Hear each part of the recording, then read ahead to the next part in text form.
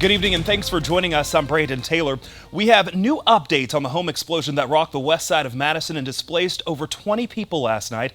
Take a look at this drone footage we took this afternoon. You can see how devastating the explosion was. The home is just ripped apart from the backside. A crane is taking apart the house while crews are organizing to clean up the wreckage. Now we're going to dive into team coverage. Rachel Perry has you covered on victims displaced from it, and Tony Galley is researching the man hurt in the explosion.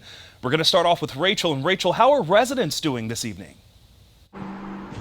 Brandon, about as good as they can be right now. One man I talked to says he's staying in a hotel and isn't sure when or if he'll be able to return home. We're told that's the reality for at least 21 people.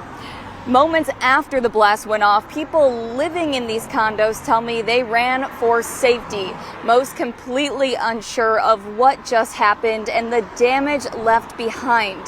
One resident tells me she lives just feet from the explosion and saw the injured man walk out of his home, bloody and burned. As a retired nurse, instead of immediately evacuating, she felt compelled to help.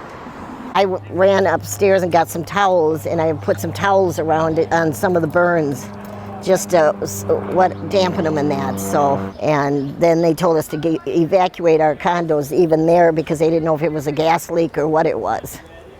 So, but I grabbed my dog and I went out the front door.